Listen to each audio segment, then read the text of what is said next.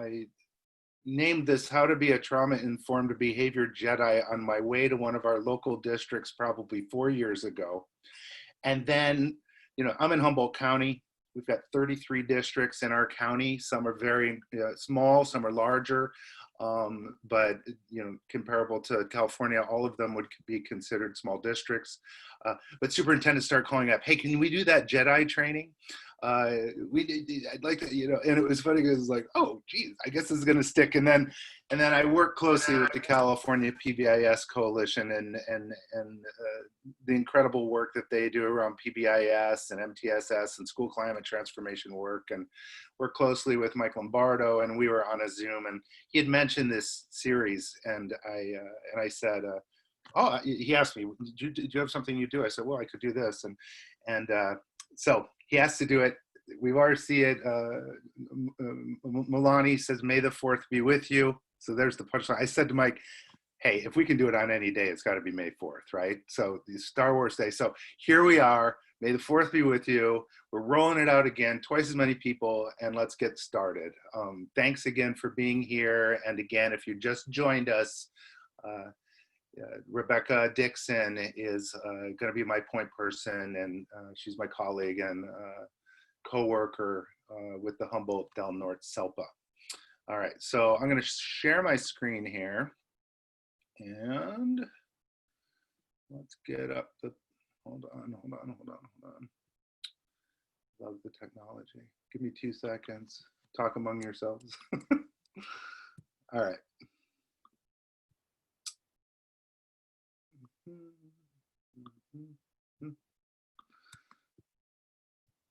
Here we go.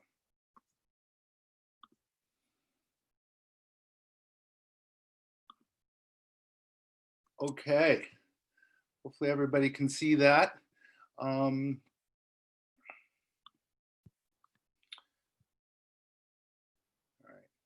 we'll get started.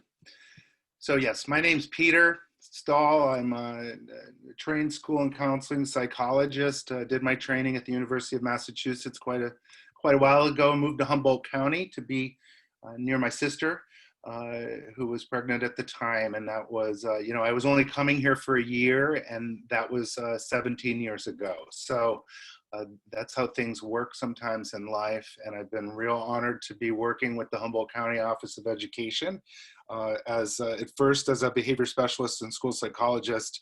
Then when mental health transitioned from, from AB 3632, if you know what that is, that's when county mental health provided mental health for students with disabilities. Then we moved to AB 114 in 2011, and that's when I moved into more administrative work, overseeing the behavioral health division of the SELPA.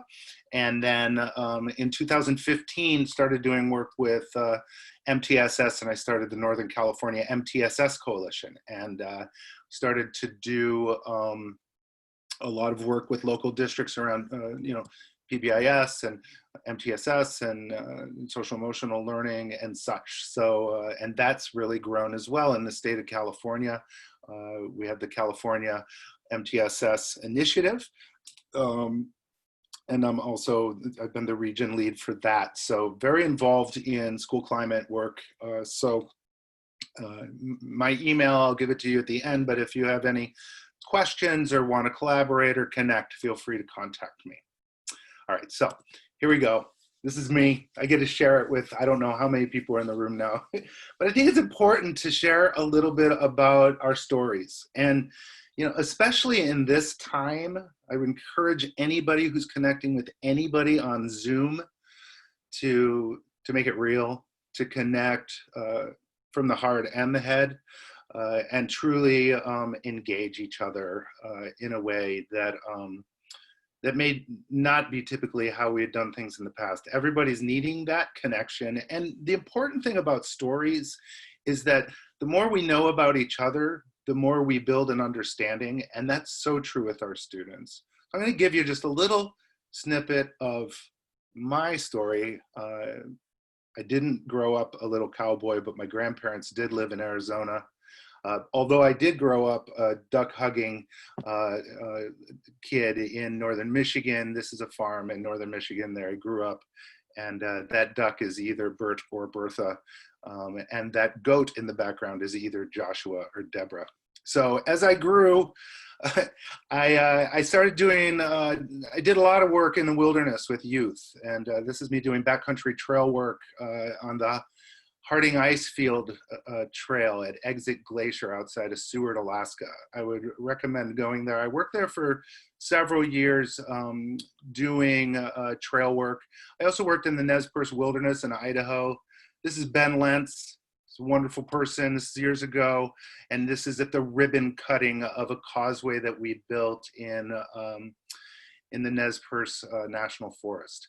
It was interesting because when I was doing this work, I knew that, I had a BSW, I was a Bachelor in Social Work and a minor in Environmental Studies. I'd done a lot of work in wilderness types of environments and adventure-based counseling, but I knew that I wanted to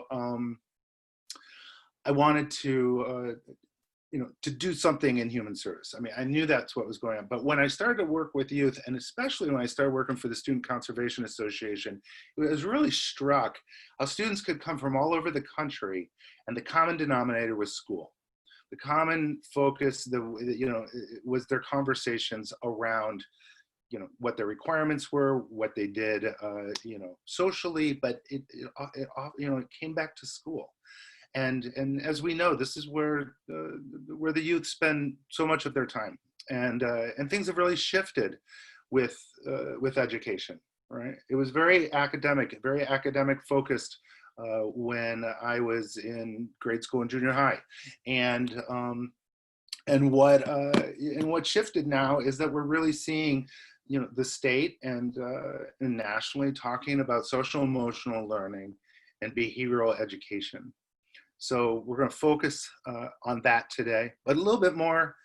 We built these rock staircases. The Harding Icefield Trail, somebody says, Mara says she's been on that trail before. It is literally in 2 miles, it goes 2,500 feet. And it is quite a trek. And it goes up into the tundra. And when you get up into the tundra, it looks kind of nice on this day. But if it's wet and moist up there, which it often is, the mud under the tundra is incredibly slippery. And what happens is people continually walk and create these side trails to get traction, and it just eats up the whole environment. So building that staircase was really important to concentrate the foot traffic, because there's a lot of people who hike this trail. Some days, and this is where we get into the metaphor, but on some days it would take 2 days to move 2 rocks, and maybe to get that rock set it could take the better part of a day. And the idea there is that education can feel that way. It can feel arduous, and it can feel like sometimes we're just trying to get that thing set, because when you set a rock like that, you really want to set it so it doesn't move for 60 to 100 years. I mean, that's the mindset you want to have. And I think that when we teach skills and we move those skills from acquisition to fluency to mastery, we're moving to set that so that solidifies as procedural knowledge in somebody's mind that they can access. And so thinking about construction is similar to learning. Just love this, and and I highlight this because this photo just shines. And one of the reasons that this shines is because of the social capital that these kids that they develop together through the shared experience. If you think about, I'm a licensed trainer for the International Institute for Restorative Practice. I think restorative practices are amazing. And the reason being is because what it does is it provides an equitable voice for all students. And when you provide an equitable voice and you have a shared experience, there's something that's built called social capital. And the more social capital that you have, the deeper the relationship, the deeper understanding, and the more effective the instruction and redirection can be. So this photograph, if you looked at, if I had a photograph of when they all met each other, they'd all, be social distancing through fear, right? Just because of their awkward teens. And now here we are at the end of the time together, coalescing into this team. This is the Harding Icefield, and I'll end my little story here. I took this photo of the Harding Icefield, absolutely beautiful. Again, outside of Seward, Alaska. This is Exit Glacier coming out of the Harding Icefield, and you never know. You never know where your work is going to go and who it might affect. And years later, this man hiked one trail when he went to Alaska, and it was our trail. And I certainly never said, "Hey, build this trail like the president of the United States is going to hike it someday," but that happened. So I like showing that, the two. Boop, boop. All right. So anyway, you can see how the glacier is receded there, though. It's the one reason I don't want to. I'm not too excited to go back sometimes. So all right. So the shift in practice. I mentioned the shift in practice from heavily academic, when discipline was really top down, right, very punitive in ways, to this whole idea of school climate transformation, this whole idea of moving from transactional learning to a more holistic approach to the student. If we think of a Venn diagram, we have social emotional learning, we have behavioral instruction, right? And we have academic instruction. And if those three circles, where that all intersects, that's the whole child, right? So, I'm not, here I am doing a presentation for the PBIS Coalition, and I'm not sure if I have a triangle in the presentation. I might have put one in just so Mike doesn't get mad. Kidding, Mike. But there's probably a triangle.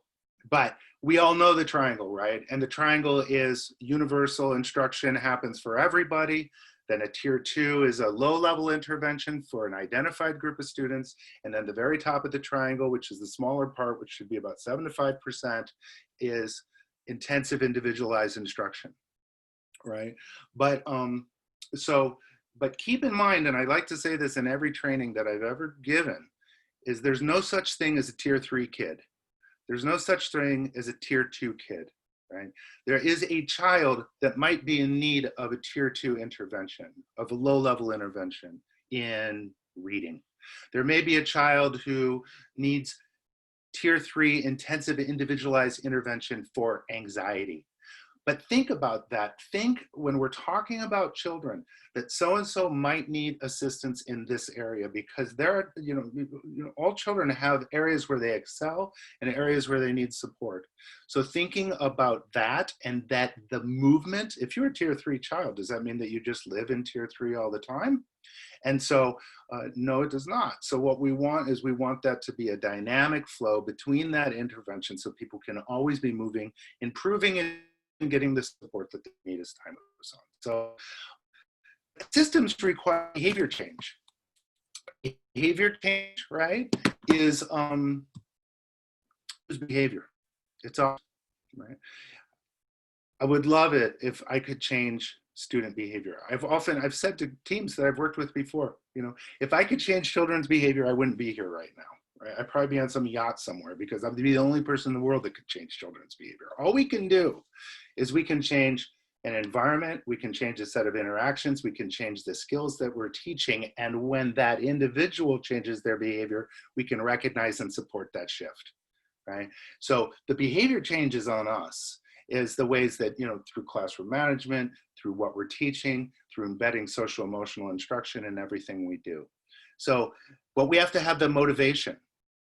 If we're doing, we're doing climate, at school, shifting the practice at a school, right? Changing the climate in that sense. We can come in and say, well, you need to do this, and you need to do this, and you need to do this. That's the what. Unless you know the why of what you're doing, you're not as motivated to change your own behavior. So, so think about, what your why is. Take a pause for a minute. Think about your why. And I'm going to share one of our big whys in Humboldt County. And then there's the reinforcing contingencies, and this is what do we want to see? What we want to see, right, is improvement of student outcomes. We want to see kids getting along. We want to see classrooms that feel positive and rich. We want to see, see these things transpire. So you may have seen this video before. I've probably watched it 50 times, and I love it every time I see it. So I'm going to show it to you right now. Hopefully this works. So. This is called How Do I Know? And a lot of times when people hear the Whoops, hold on. I don't know what happened there. How do I know what? But the key really isn't to know what. The key is to know why. Because when you know your why, you have options on what your what can be. For instance, my why is to inspire people to walk in purpose. My what is stand-up comedy. My what is writing books. My what can be going out with some friends to eat. In fact, another what that has moved me towards my why is a web series that we have out now called Break Time. So every Wednesday at 3 o'clock, you should subscribe to the channel. We do a series called Break Time on YouTube. So 3 o'clock, we drop a new episode.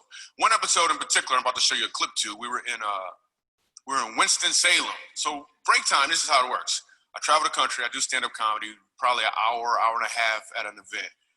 And in the middle of my show, I'll just sit down and start talking to the audience. And funny just happens. Or I'll meet somebody who's really interesting. So I met this one guy, and he said that he teaches music at a school. I was like, all right, you teach music, can you sing? And then I'm just gonna show you the clip. Check it. So you're a musical director. Cool. Yes, sir. All right, so let me get a couple bars of like Amazing Grace. Can you do the first part of that? Go ahead.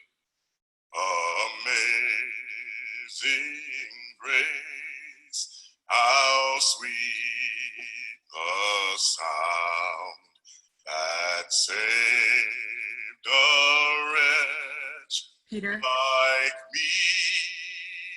Wow, that bro could sing. You know what I'm saying? Peter, there's no video. Now, what you give me the version is if your uncle just got out of jail, you got shot in the back when you was a kid. I'm just saying, let me see the hood version real quick. If you know which version I'm talking about, just see if that exists. Let me see what you got.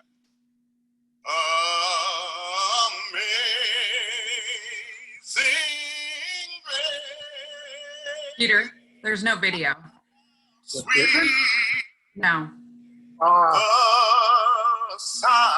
do I get out? Get out. There's no video? Save a wretch like me.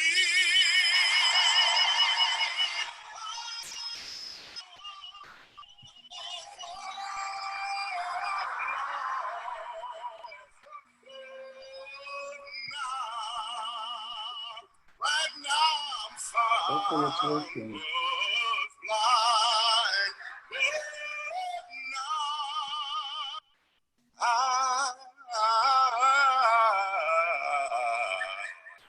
I see.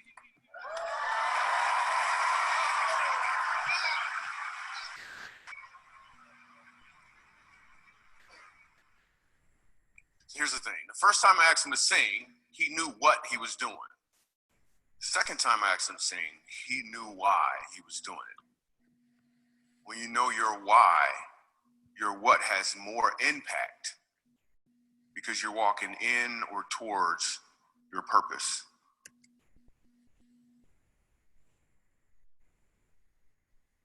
Well, ladies and gentlemen, I would like to welcome to the stage. You've seen him on Jay Leno. You've seen him on Jimmy Kimmel. You've seen him all over the television. I want you to stand up and put your hands together. All right. Are we still here? I don't even see anybody. Hi, Rebecca. Is this still We're working? still here. Is everybody on? Yeah, everyone's still on. So weird. Yes. Okay, it just says my screen share is being paused. Can you guys see my screen?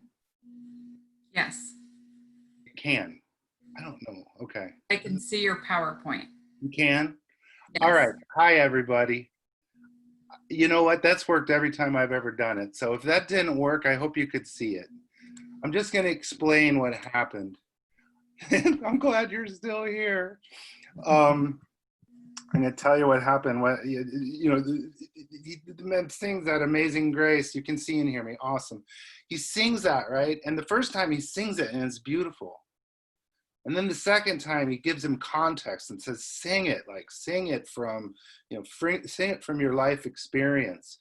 Sing it, and I'll send out, and I can post that clip. If you put in knowing your why in a YouTube search, you're going to find that. But it's just fantastic because the second time he sings it in context, it's done with this, with this fortitude, with this spirit, right? And and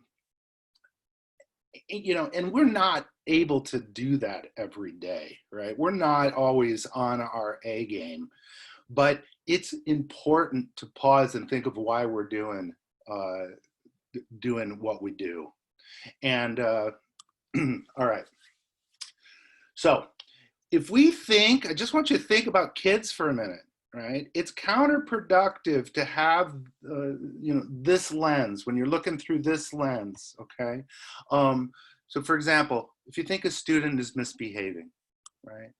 If you think someone's naughty or a bad kid, I've heard this and I hear this.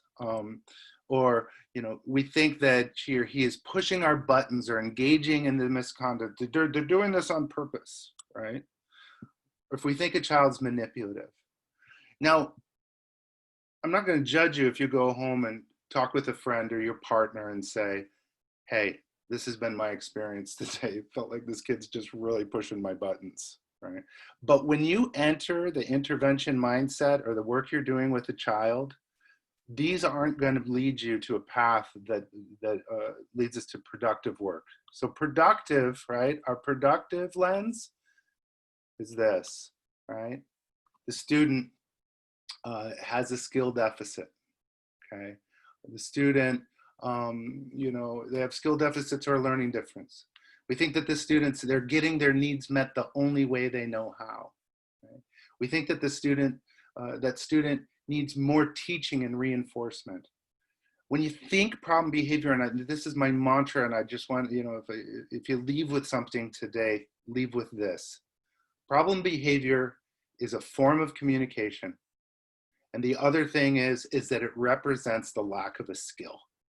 So if we think like that, we're in a productive stance.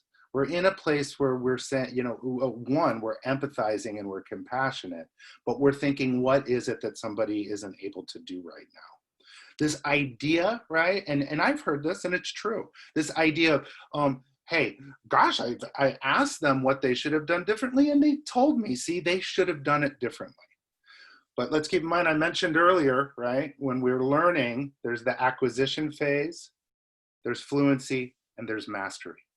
So you may be fluent and be able to say what it is that you're supposed to do differently, but that isn't what's happening because of the need, right? Maybe somebody's trying to escape something. Maybe someone's trying to gain something, right? Those are the two major tenets of behavior functionality, right? Attention or escape. So thinking about those things, that's a productive lens, right?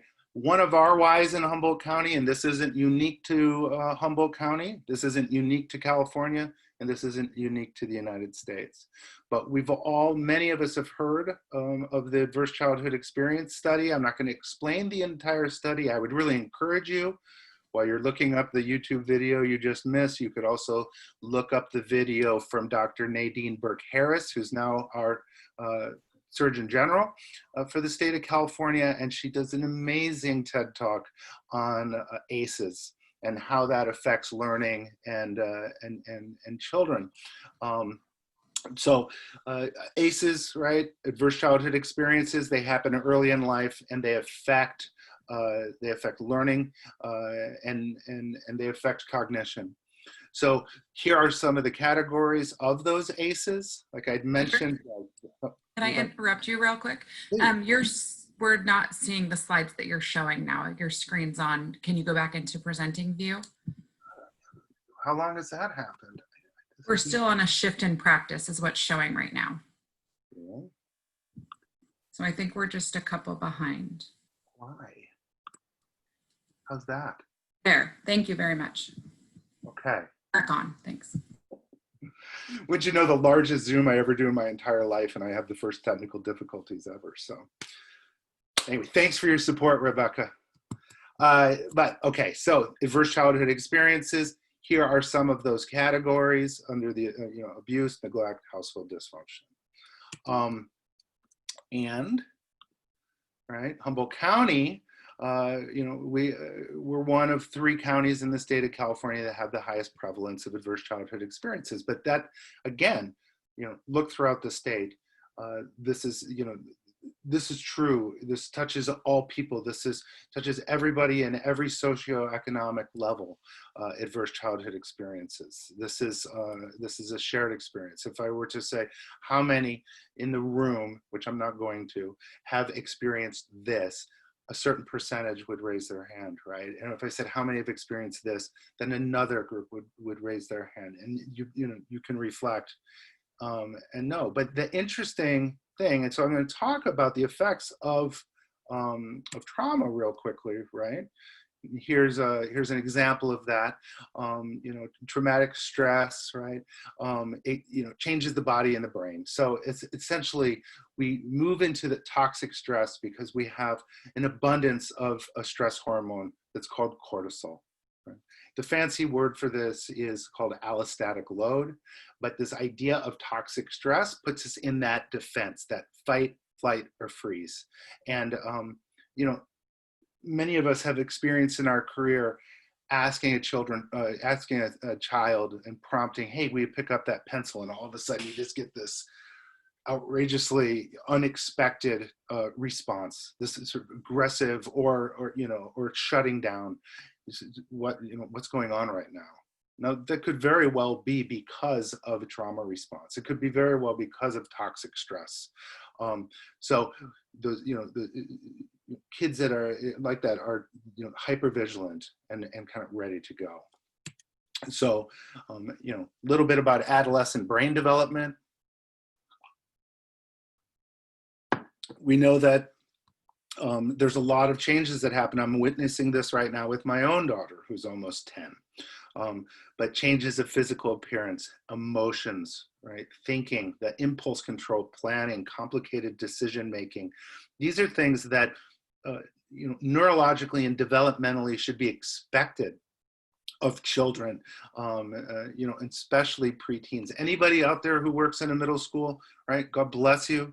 The work that you're doing is so important. The work that all of us is doing is so important, but there's a certain type of individual that does well with this age group.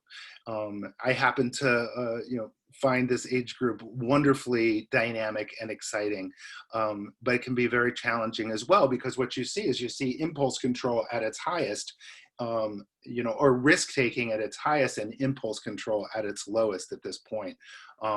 And those things really don't coalesce and merge together until our early 20s. So we should expect that these behaviors are going to present themselves and that they're going to need our guidance.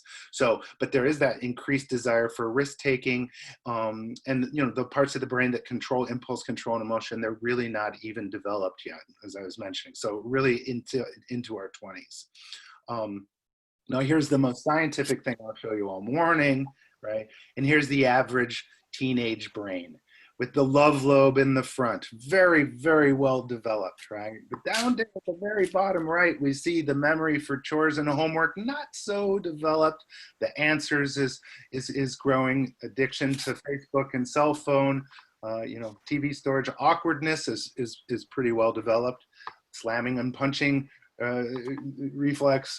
And I love the little yin yang here of the love for parents, hate for parents dichotomy. So I really do believe that if we mapped this to research, we'd be pretty spot on. And there's our little judgment gland there.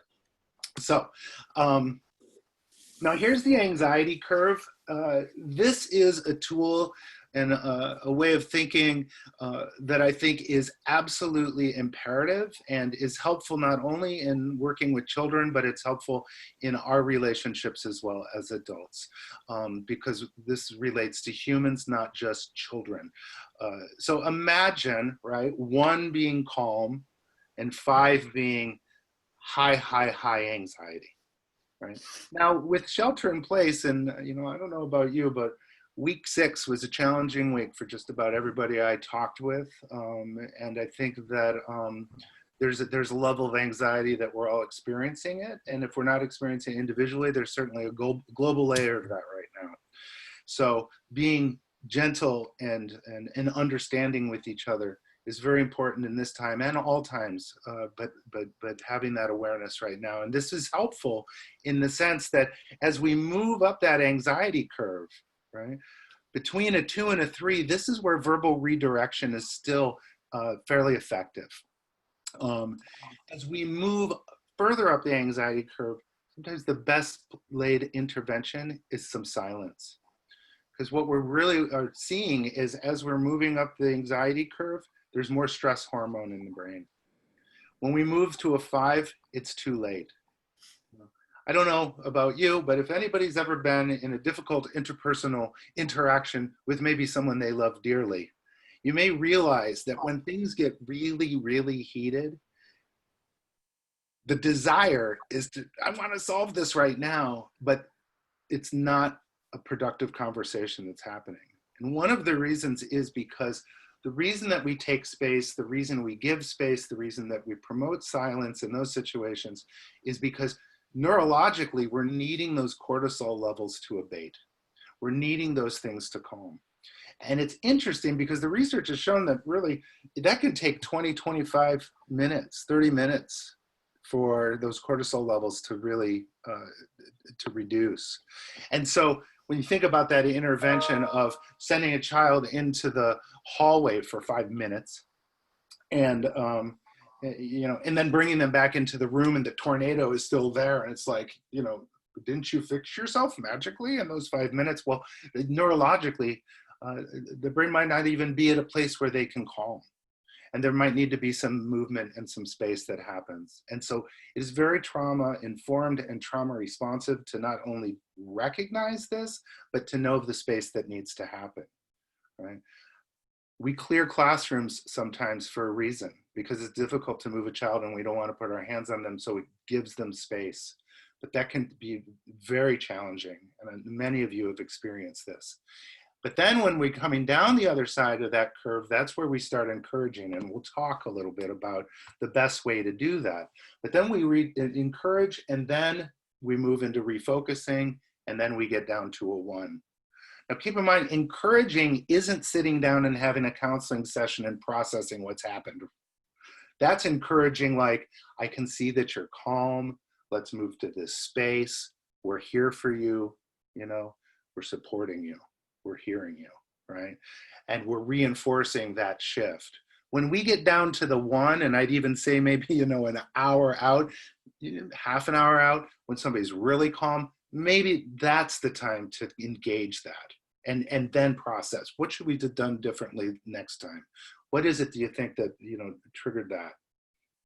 But it's really a place when you're calm to have that conversation. And then underneath that anxiety curve, it says teacher anxiety curve, but that could just be the witness, the person who's involved in that situation. In this respect, it could be the teacher or the paraprofessional. But as the student anxiety goes up, our anxiety goes up. And it's important to check in with ourselves. And we're going to revisit that idea. But it's perfectly normal as an empathic human being to feel your anxiety increase when we're in the presence of somebody that's struggling. So hold on to that. This is the Burton and Curtis anxiety curve. You can Google this and find this. I think it's invaluable. So a little bit more about trauma and development, right? Children exposed to trauma invest energy into survival instead of developmental mastery. When we think about Maslow's hierarchy of needs, if a child's coming to us from an unsafe system or environment, or if they're coming hungry, or if they're coming because their medication hasn't been delivered, if they are somebody who needs medical intervention, right? Or they're agitated because of something that might have happened in transit to school, or there could have been conflict. When they come to school, their top priority is not going to be mastering their times tables, right? It's not going to be engaging in academic work. So this is where the emphasis on trauma-informed education and social emotional learning and behavioral education is so imperative.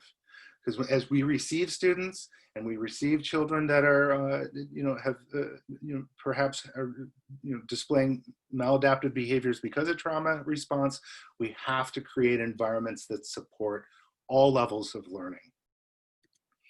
So one last piece, I think, here on chronic stress outcomes, it's linked to 40% or more of all absences. When we think of the dashboard, when we think about the California dashboard and some of our data that evaluates or indicates challenges in our district, one of the primary indicators is chronic absenteeism.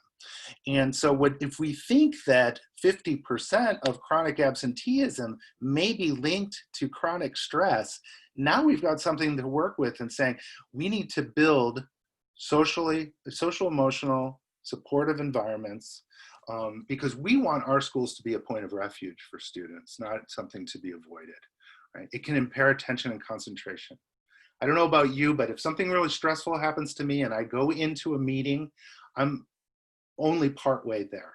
Because what I'm doing is I'm thinking about other things that are going on, like, oh gosh, is my car really parked illegally, or whatever that might be. But you're not, right? It impairs attention and concentration.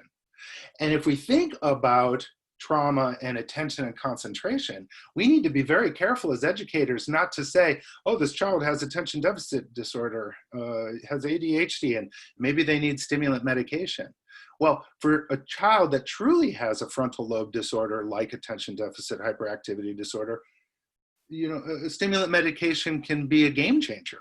I mean, I've seen it produce nothing shy of a miracle for some children. But we've also seen children that, are receiving a stimulant medication and it doesn't seem to really be doing anything that's effective for that child. And if this is a trauma response and the inattention is not because of a frontal lobe disorder, we might be seeing a mismatch of intervention. So it can reduce cognition, creativity, and memory, diminishes social skills and social judgment, motivation and effort decrease, right? And it can increase the likelihood of depression and can reduce the growth of new brain cells. Now the upswing is, and there is an upswing to all of this, right? And the upswing is that when we have activities that calm the mind, when we do activities that teach social, emotional, and promote connectedness with each other, that actually can promote brain cell development.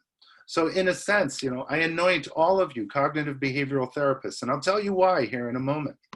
So in our next slide, but right now I want to direct this. I took this photo of my daughter. I just love this this photograph. But this demonstrates, this slide demonstrates what's called the emotional keyboard. And the emotional keyboard is, comes from the work of Eric Jensen, and it talks about what humans are hardwired with, right? We're hardwired with sadness, joy, disgust, anger, surprise, and fear. And these are things that, that promote survival, truly, right? As parents, there's that moment when you have a child and they smile at you and wow, we're connected, right? That promotes connectivity. Right? If we weren't hardwired with that joy, right, it would be a real struggle during those times, because those times can be a struggle anyway. But when we think of those things in anger, disgust can protect us from eating something that could harm us. So those hardwired emotions are critical towards survival.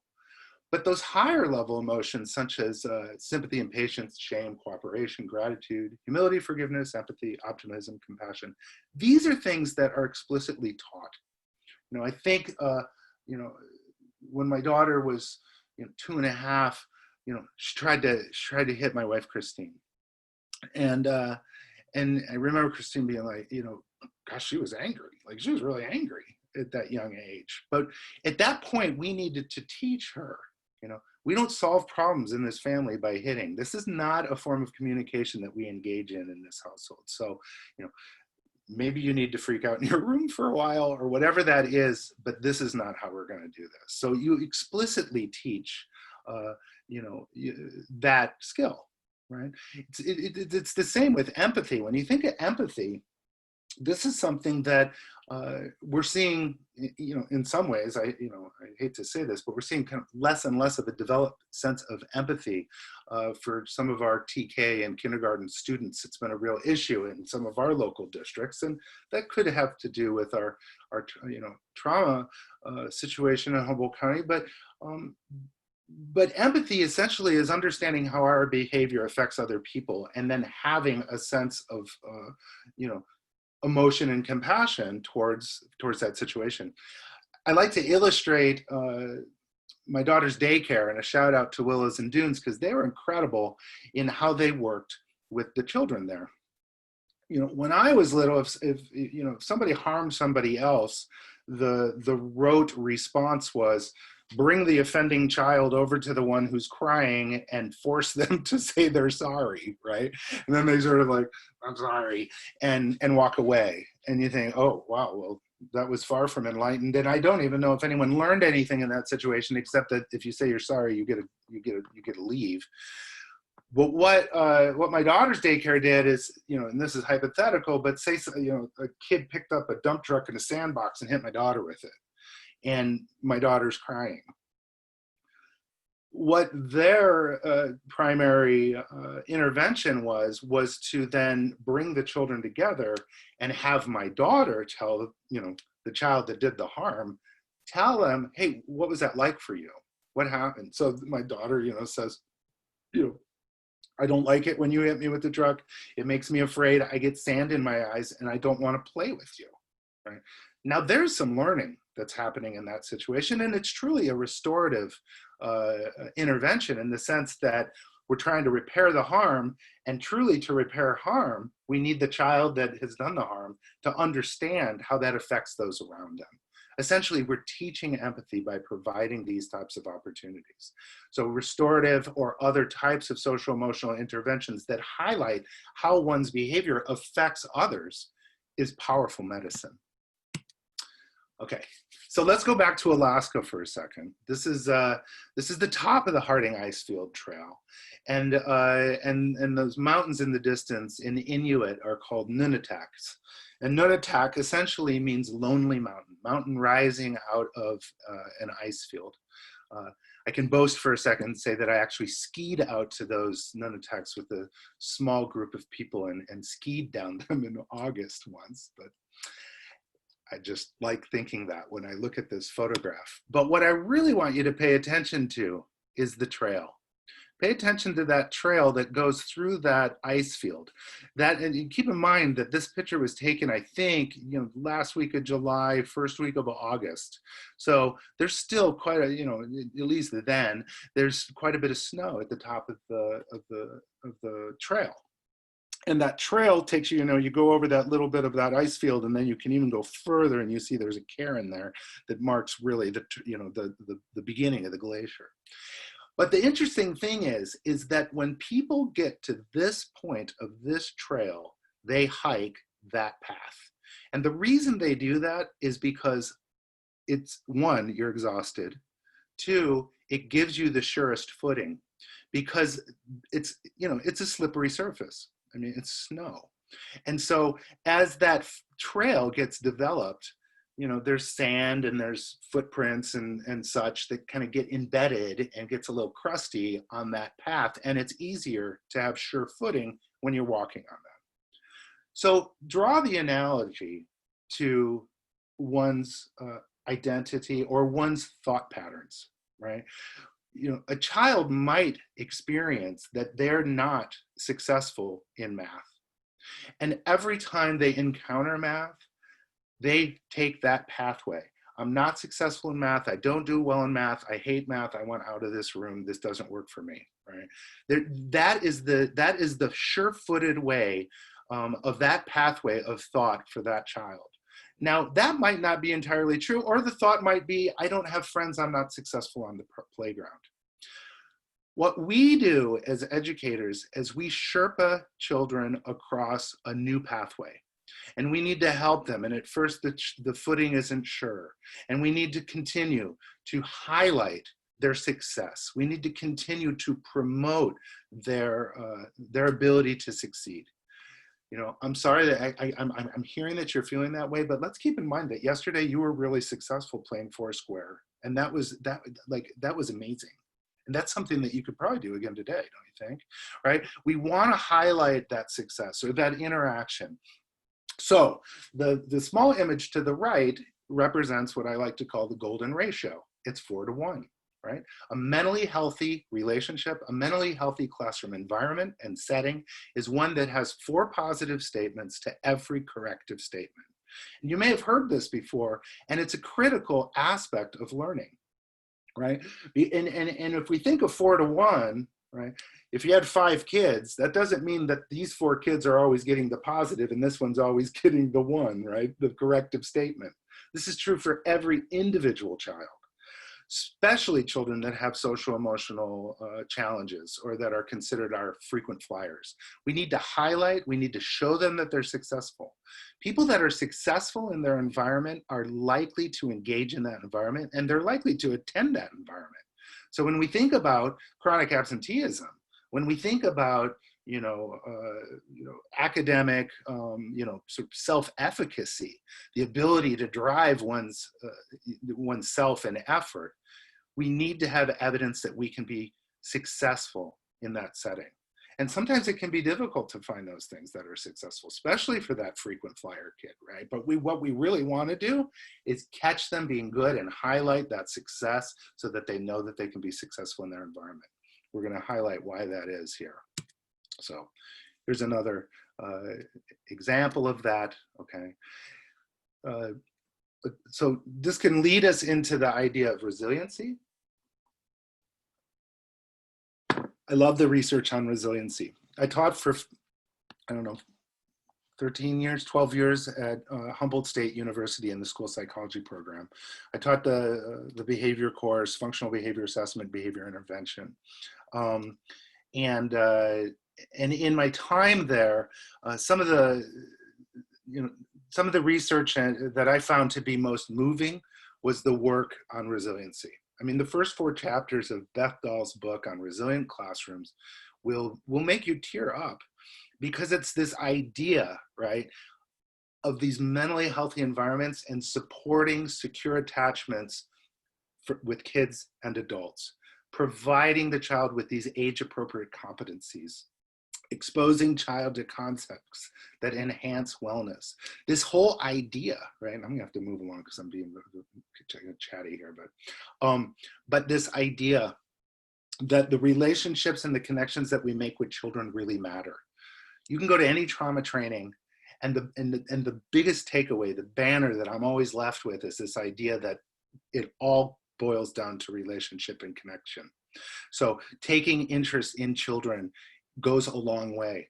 Some of you may have, I like to listen to interviews. I listen to Terry Gross on NPR or other types of interviews or podcasts where somebody, presents, a book that they wrote or a screenplay that they wrote or a piece of music that they wrote or some sort of success that they had. And this person may have come from trauma or adversity. And oftentimes you'll hear somebody say, one of these successful people, they'll say, if it wasn't for Ms. So-and-so, right? If it wasn't for Ms. Jones, my 5th grade teacher, I'd probably be dead right now because she believed in me and she helped me have an understanding of myself. And that belief in me really drove my ability to feel secure.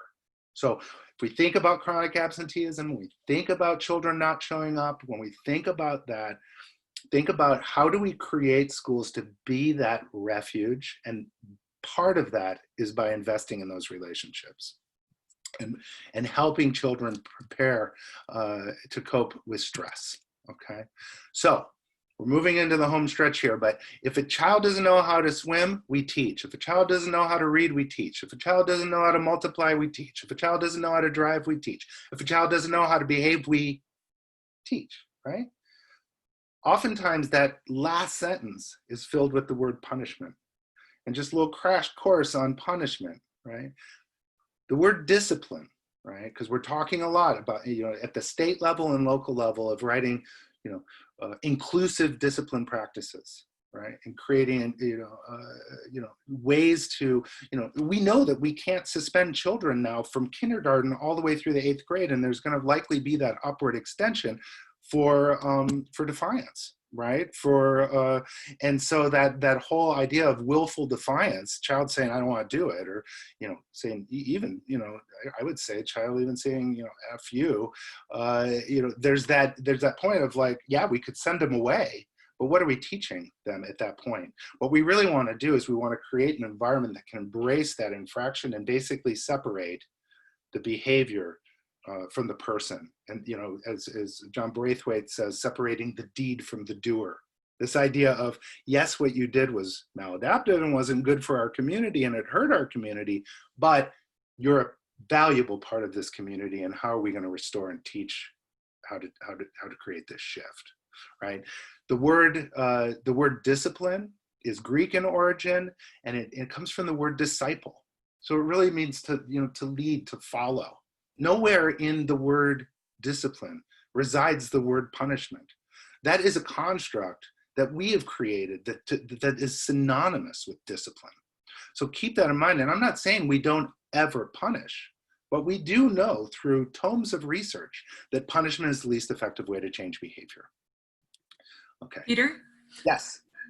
So Melissa had a question regarding language. She said we've been using the language at promise students versus at risk on campus. This is positive language. Is there other language we should be considering? Well, that's a good question. I would encourage some people to put that in the chat box. But I think, when I spoke earlier about not having tier 2, tier 3, this tier 3 kid, we want children to be in need of. Children are of promise. There was one school, I really liked it, and they called all of the children at the school scholars, right? It's this idea of, and I like where you're going with this, because the idea is, right, our belief in outcomes highly infects student outcomes, right? There was a study in Baltimore, and I can't reference it, but I know that it happens, so just trust me. I know people say this all the time, research says, but believe me when I say research says. But there was a study in Baltimore, and it was really interesting. What they did is they went into a couple classrooms, this group of researchers, and what they did is they told teachers that they were going to assess the children in their classroom and identify the ones that had the most promise, the most, had these signs of success, of future success. And they were going to identify those children and let the teachers know who they were. Well, what they did is they identified, right, promised kids, right, and randomized, but also kids that were struggling, and told the teachers, hey, these are students that have these qualities that will help them succeed later in life. And you know what they saw? They measured that the interactions changed from the teacher because the teacher had a different expectation than these students, and those students' outcomes improved. And what that really illustrates is that when we believe somebody can do something and we put that energy there, we're going to see a shift. Okay. So I'm not exactly, I've got a bunch more I gotta say, but I would brainstorm among yourselves. There's many of you in the room, and think about that. What are positive language that we can use? And feel free to put some of that in the chat box. Okay, so I've been waiting to do this all day. Okay, you ready? So may the 4th be with you. We already went there, right? Mindfulness, I'm just gonna say mindfulness. It's not turning everybody into little Buddhists, right? It's really a way to calm the mind, right? Research has shown that mindfulness can make us less anxious, more focused, right? And we have more proximity to learning. We know that the more proximal we are to a learning experience, the more likely we are to engage and learn. So this promotes self-regulation, and it's a coping skill, right? For, you know, sometimes if we're all in a big room together, I'd say, but it'd be a joke, right? How many of you have had a panic attack? No, don't answer that, right?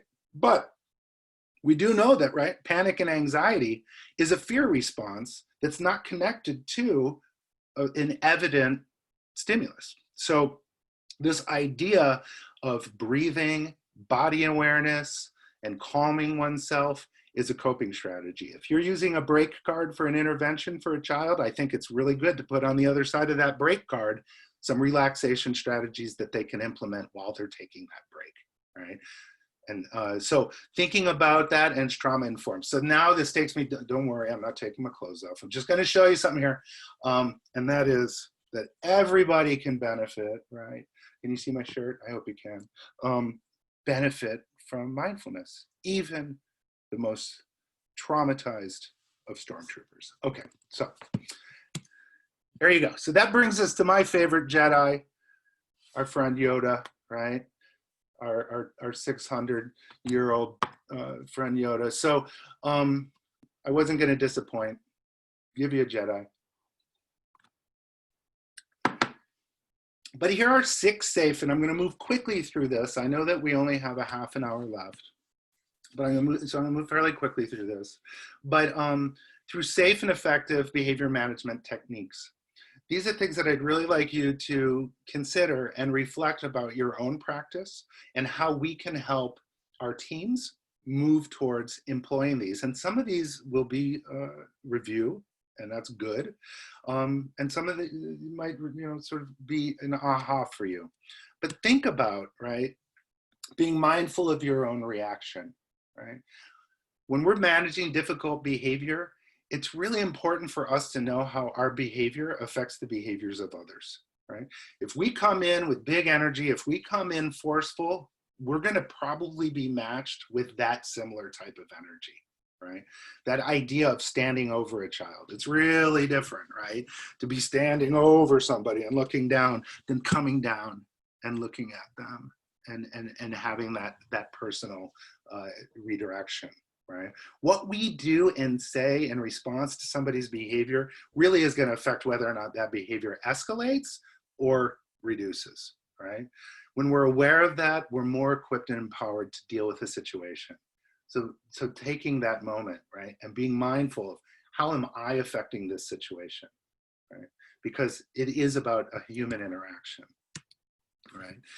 And what we want to do is maintain what we call rational detachment.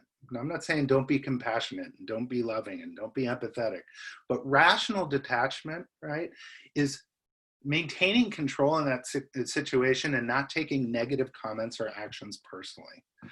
Now, they might know your mother, but they probably don't. When it's always interesting to me when somebody gets really triggered by, you wouldn't believe what they said about my mother, I mean, that's just an extreme example, but they don't know your mother, right?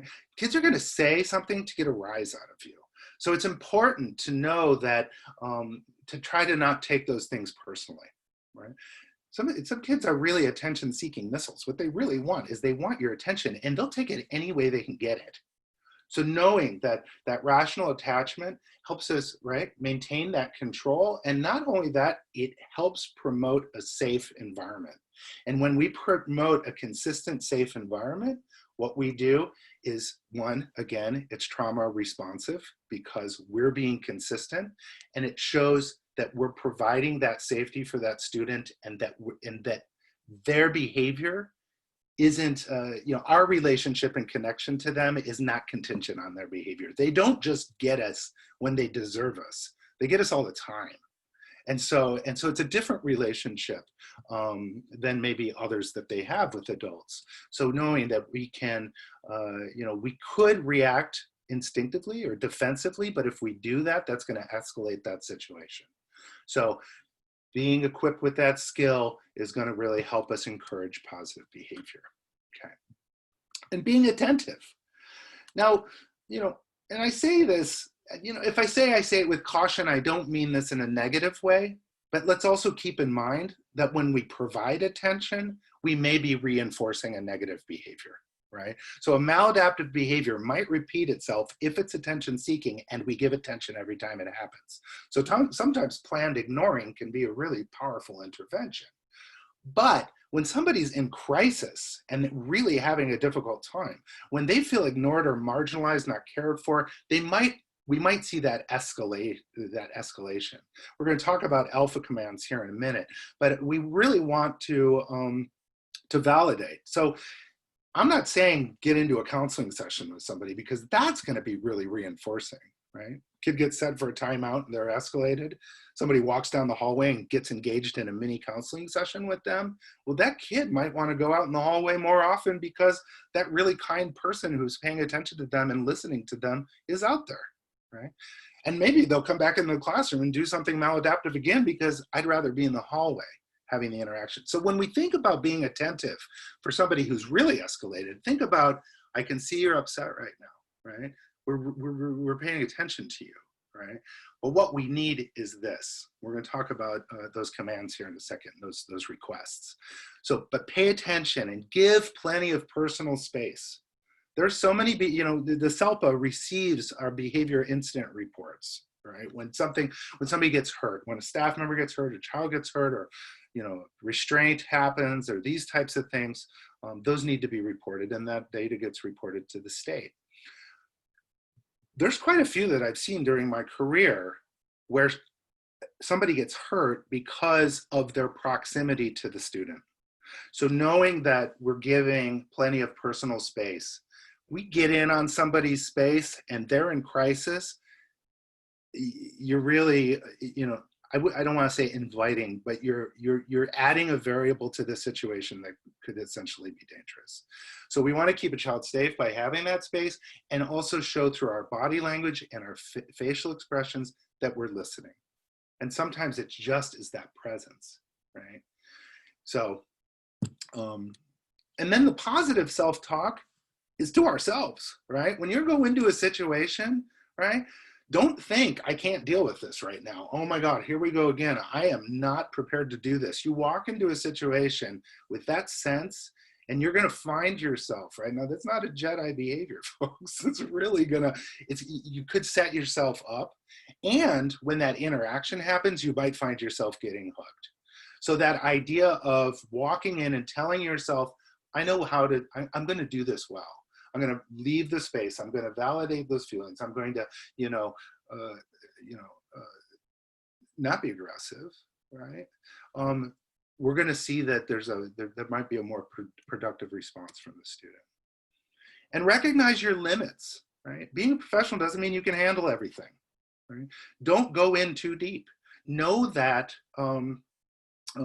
that you do have support and backup, and know that it's a strength to ask for support if you need it.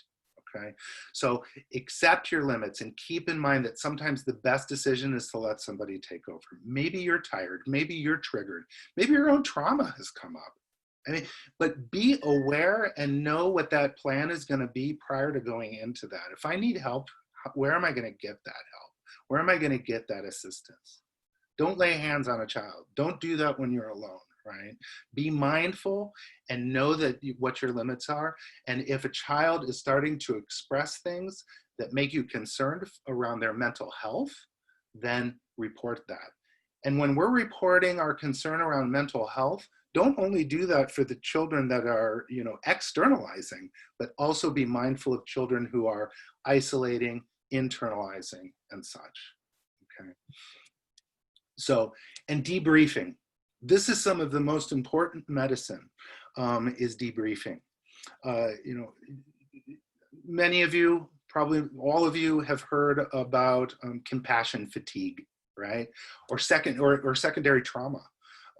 And those are real experiences that people have when working with challenging situations. And know that that can increase our own stress. And so what do? We promote self-care. We promote, do yoga, do exercise, play your guitar. What is that thing, right, that helps you? And all of that is very important. But the other component that has been shown to be very effective is debriefing the situation with people that you share your work environment with. Getting together as a team and talking about the incident, what happened, what could you do differently, what went well, and what were things where we can improve, right? We don't want to call them failures. We don't want to call what we did wrong. What we really want to do is look at those as opportunities for next time, right? Because the situation may have been unpredictable, but maybe now that it's presented itself, there's more predictability involved with it, and we may be able to improve our response, okay? All right, I'll skip that. I'm gonna skip that too. All right, so, and I'll send in, and I believe that this presentation is already on the California PBIS website, so you can find that there. So this idea of alpha commands to reduce noncompliance. Alpha commands is a fancy word, right? Alpha and beta commands, I'm gonna talk about that. But alpha commands, it's a fancy word for, you know, short, succinct, very clear requests, right? So, you know, a non-compliance, right? It occurs when a student does not follow a directive in a reasonable amount of time. That could be our definition for non-compliance. But most acting out behavior, right? It's secondary to avoiding tasks, right? I think I'll act out because I don't want to do this thing that's being asked of me, right? So clear, positive directives, we're going to call those alpha commands, right? And keep in mind, I always like to say this, our behavior must change for student behavior to change. So we need to look at what am I doing to contribute, right, to flaming those that fire, right? And how is it that I'm going to help reduce that heat, right? So alpha versus beta. Alpha, minimal number of words, clear, concrete, and specific, and a reasonable amount of time to comply. We're going to talk about the predictable response sequence here in a minute, but and a beta command is wordy and vague, and it often can convey feelings of frustration and anger. Let's face it, the more we say about something, the more likely we are to show our cards, right? If we're frustrated and we're not handling that situation very well, the more we say, the more likely we are to show that. So we want to not provide a child, right, that's up that anxiety curve around a 3, 4, 5, right? If we start sharing too many sets of directions, what we're going to do is create a harder situation. So I need you to do this, then you need to do this, and you need to do this. All right. Also keep in mind, beta commands can contain things like, if you don't stop doing this, I'm going to call your mother, right, or call your father. And yeah, maybe that is going to happen. But when we throw those types of things at a child, what we generally see is an increase of agitation. So again, we want to be thinking about this alpha command, right? Less is more, the way of the Jedi, right? So predictable response sequence, this little cartoon, right? I kind of like this cartoon with the one teacher saying to the other, can you help me, Ms. Martin? This wasn't covered in this wasn't covered in any of my education courses, right? And then you got Lord of the Flies going on in the classroom. Let's keep in mind, it's very true, and I know this of Humboldt State University and most general education, teacher education programs, is you know, a semester of behavior management is not required. You know, a lot of you know, behavior is learned through professional development, it's learned through experience, it's learned through, you know, methods being handed down from one teacher to another. But to have a lot of explicit instruction in behavior, maybe it's a weekend seminar, maybe it's a short class, hopefully, you know, all of you are continuing your behavioral journey because it's something that we need to constantly be working on. And it's interesting to know, and I don't have the stats exactly, but I know that a national survey, and it's about this, showed that, you know, 54, 57% of teachers leaving the profession in the first 5 years through exit interviews cited behavior as the #1 reason that they were leaving the profession. So here is, you know, and these are competent teachers leaving the profession because they don't feel like they got a handle on the behavioral side of things. And so, you know, classroom management, behavioral support, individualized behavior support, it's constant journey and it's constant professional development. I feel that every time that, you know, I don't know how many times I've had this conversation, you know, hundreds, thousands, and I always feel like there's a learning that's going on as we grapple with this. So with a predictable response sequence, right? Think about this, specific request, okay? Hey, I see that you're upset. What I need for you to do is I need for you to, grab that and go over there. And then you walk away for 5 to 10 seconds. If compliance happens, reinforce immediately, right? If non-compliance happens, then we go back, right? 10, 15 seconds later, and we request again in that calm voice, right? Hey, you know what I need? I need you to get that thing and I need you to go over here. I can see that you're upset, but I need you to do that. And then give it that space again, right? If compliance happens, reinforce immediately. The closer positive reinforcement comes to the action, the more likely it is to repeat itself. And it also shows that somebody's successful and that we're giving that attention, right? If non-compliance continues, then we think of that pre-planned consequence. Are we calling in reinforcement? Are we removing from the environment? What are we doing at that point? Are we ignoring it? I don't know. So, but having, being mindful of alpha and beta commands is powerful. Okay. As soon as a student follows the directions, right, positively reinforce that. Don't hold a grudge. We're not in this profession to hold a grudge, right? Every day is a new day. Every hour is a new day, hour, right? Every moment's a new moment. We're there to support student learning.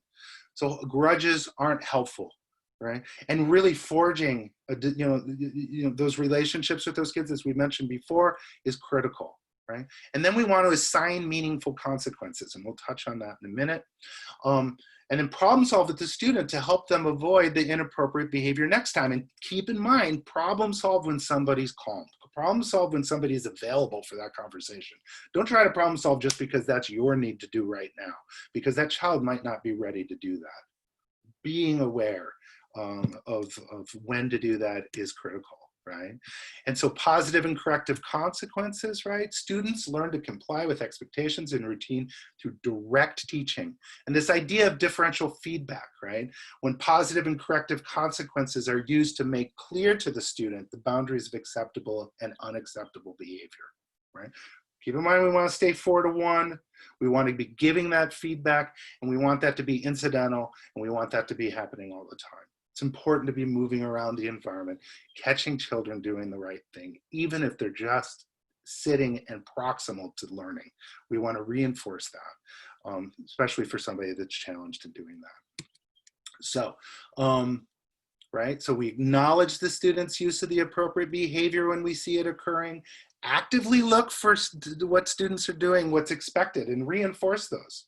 I mean, we've all been in those classrooms, or maybe you run that classroom, and thank you for doing it. But that, hey, I love how so-and-so's sitting and they're prepared and they have what they need. And, and thank you for being ready, and so-and-so's ready, and so-and-so's ready. We're waiting for a few others, right? Student modeling is the strongest force of behavior change. So when other kids are getting that attention for doing the right thing, you're going to see the movement towards correction. But if what we're doing is squeaky wheel gets the grease and we're putting out fires and all we're doing is attending to those students that are being disruptive, what is that message? The message is disruption is what leads to attention. And I have a lot of empathy for this, and I'm not saying that we're always perfect on this front, but we strive towards that 4 to 1, and we strive towards that instructional strategy, right? So that positive feedback, right? Some people resist the use of positive reinforcement. I've seen stuff that's posted on Facebook that that's anti-PBIS, and I have a whole nother presentation that we could do that talks about positive reinforcement and the effect on human behavior. But what we do know, right, is positive behavior, and I like to say this, right? Every time we positively reinforce a student, a fairy doesn't die, right? We're not going to hurt anybody by positively reinforcing them. And I think of my own experience recently. I did a presentation at the Superintendent's Forum on MTSS and school climate transformation work and how we were shifting our practice. And after I did that presentation, our superintendent saw me in the parking lot of our County Office of Education. And he yelled across, a couple of the cars, "Hey, Peter, I just want to tell you, you nailed that. That is exactly what we were looking for. Great job," right? And you know what? I came home and I told my family that happened, right? I'm almost 55 years old, and you know what? I want to be positively reinforced too. We want to be environments where we can feel successful. And so use that reflection through all the work that we do. right? Verbal positive reinforcement is the easiest way to promote positive behavior. Okay. So components, right, of positive reinforcement, we want it to be immediate. The closer, right, that the reinforcement happens to the occurrence, right, we want it to be close, right? We want it to be contingent on a specific behavior, right? So when it's one thing to just say, hey, nice job.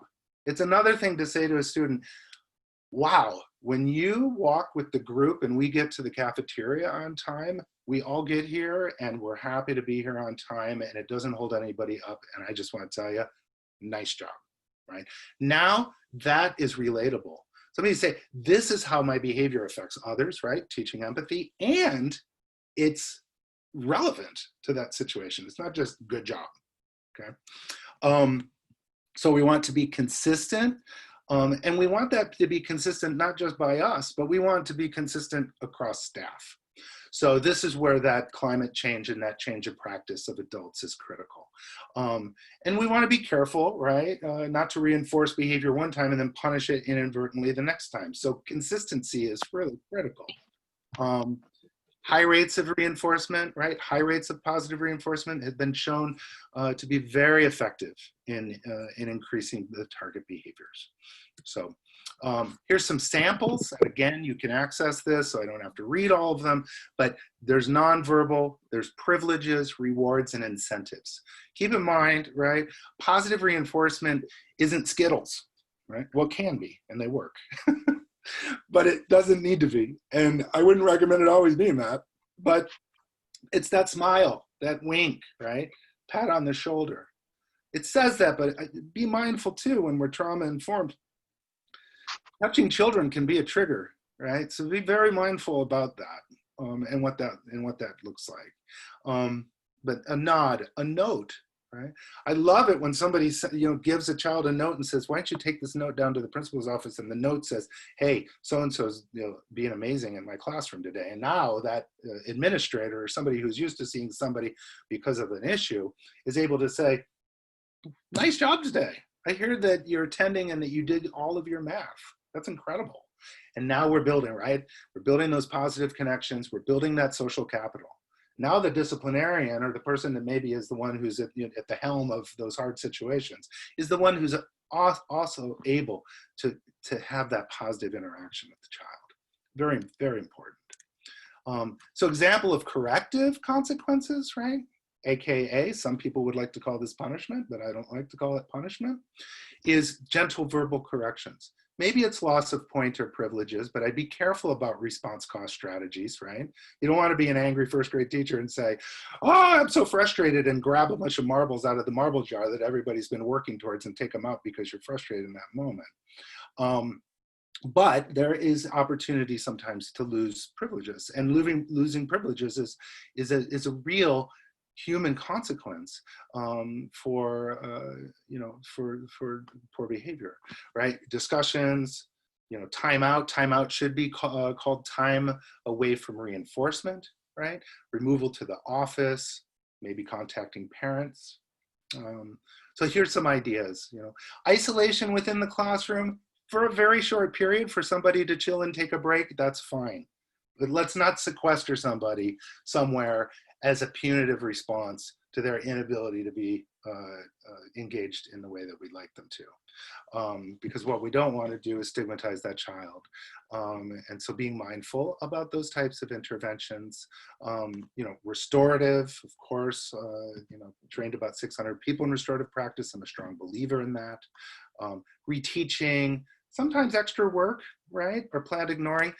I like to share this. I read this a while back, but I like this idea of, it's really hard for me when I see a bunch of kids standing against the wall in a public display and not being able to participate in recess. But if somebody's missing recess, think of penalty box in hockey, right? Instead of being like, it's the whole baby in the bathwater thing. You don't want to throw the baby out in the bathwater. It's one of my mentors, some of you will understand this, called it the Janis Joplin rule of behavior, right? This whole idea of freedom ain't worth nothing when there's nothing left to lose, right? But what we want to think about is, if somebody's missing some recess, maybe they're missing 5, maybe they're missing 7 minutes of recess. Maybe they're doing a little bit of work. Maybe they're having a conversation with the staff around what that needs to change. But if we send them off for the second half of recess with a goal to succeed, and then somebody receives them out there and they reinforce them for doing well in that environment, and then they move and transition back into class, we're likely to see somebody who's more prepared for that next segment than somebody who just missed an entire opportunity, and an opportunity that they may need toward movement and such. So anyway, this is, we have 5 minutes left. I'm going to stop this screen share. I hope this works. And I'm going to come back to everybody. Now, I know there's a lot of us in the room, but I just want to take a minute and breathe. Especially, there's positive self-talk right there. It's very interesting. Thank you for indulging me. This is a very different type of training that I've done in the past with this many people in the room. But it's information that I not only believe is important, but when implemented, I've seen it work, and the research has shown that. So, and how does this relate to what we're dealing with right now? Well, one, it's very relatable, because I think if I said, let's raise our hands in the room who's concerned for some children that are, you know, home with their families right now, many of us would have that sense. You know, I'm fortunate to have a 9-year-old who's pretty engaged in school, and she's got some learning issues around certain areas, but we've had some really profound moments and struggles for her with distance learning. And, you know, so what does that boil down to? What it boils down to for me is connect with each other. That whole debriefing, we need to constantly be debriefing what this experience is like with our staff, but also being very deliberate in our communications with our families, and providing them not with too many blue links, right? Of here's all these resources that you can look at, but dosing some of the information that we give them and giving it to them frequently. And so, you know, if you're a teacher who's communicating with your families, try to be consistent, doing that, you know, a couple times a week through an email, and then maybe attaching a little wellness tip and empathizing about what's going on right now, and really trying to make those connections and tracking those. So anyway, does anybody have any questions to ask, or any comments that they'd like to say?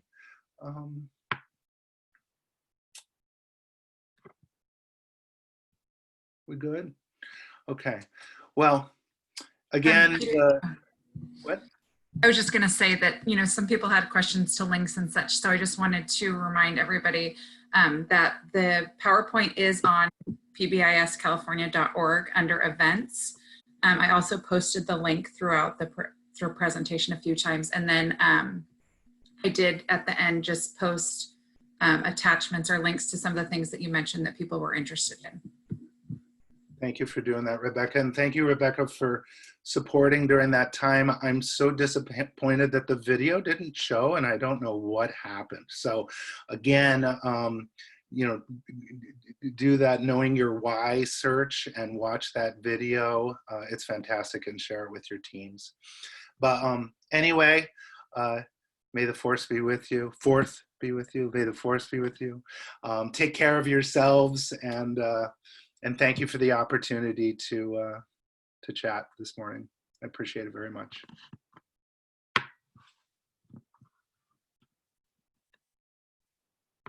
Oh, you're all so nice.